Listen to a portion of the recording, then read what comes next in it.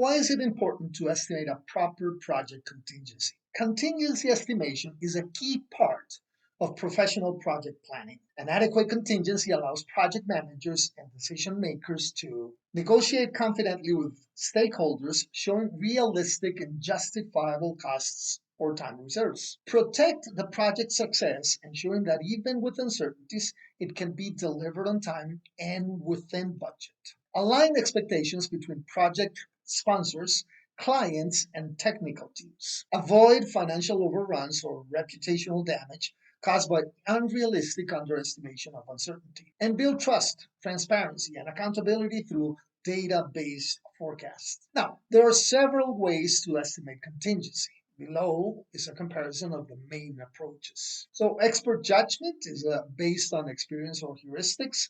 It's simple, it's fast, but it's subjective and prone to bias. Deterministic pattern. The old-time give it a 10% additional contingency estimation. It's arbitrary addition of a fixed percentage to base cost. Easy to apply, but it's not data-driven and it lacks transparency. The analogous estimation uses past projects to infer contingency amounts. It's practical for similar projects, but may not reflect specific risk profiles. The 3-point estimate, it's based on optimistic, pessimistic, and most likely scenarios, introduces certain uncertainty ranges, but still simplified. It does not model interactions. Then there is the expected monetary value, EMV. It uses probability times impact and sums across risks. It's transparent and quantitative, but it doesn't account for correlation or range of impacts. And then finally, it's the probabilistic one, the Monte Carlo simulation-based approach. It simulates thousands of outcomes to derive confidence-based reserves. It's statistically robust, and it models uncertainty and risk. Of course, it requires tools, data, and expertise. In this course, we focus on the probabilistic method using Monte Carlo simulation, as it is the most data-driven, transparent, and robust approach. Now, what is probabilistic contingency? The Project Management Institute, PMI, defines probabilistic contingency as a reserve calculated using quantitative risk analysis, often through Monte Carlo simulation. From the PMBOK guide, the 7th edition, contingency reserves are estimated using quantitative methods such as Monte Carlo simulation to address identified risks. How is it calculated? A simulation model is built with all the cost or schedule elements. That's what we've done here. Uncertainties are modeled using probability distributions. Then thousands of scenarios are simulated.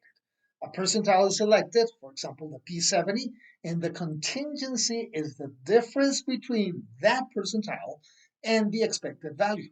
The expected value is the mean. Now, why use probabilistic contingency? Using a probabilistic contingency allows for confidence-based decision-making, transparency for stakeholders, more accurate reserve levels tailored to project uncertainty, and support for risk-informed governance. Unlike fixed percentages or expert guesses, probabilistic methods justify the reserve based on simulated outcomes. Now, there are typical percentiles by industry. These references are based on industry guidance by PMI, AACI, NASA, and other government publications. A full reference can be found in the tab Contingency. To calculate probabilistic contingency in the model, follow these steps. Hover your cursor over the cell outputs B8, which contains the total cost output.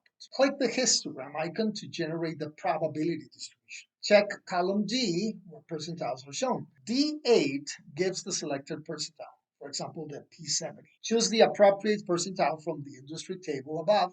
For example, for IT projects, use the 70th percentile located in parameters B4. Read the 70th percentile value in outputs D8. In outputs D9, calculate contingency as D8 minus C8. Percentile minus the mean. In C9, calculate the relative contingency as D9 divided by C8.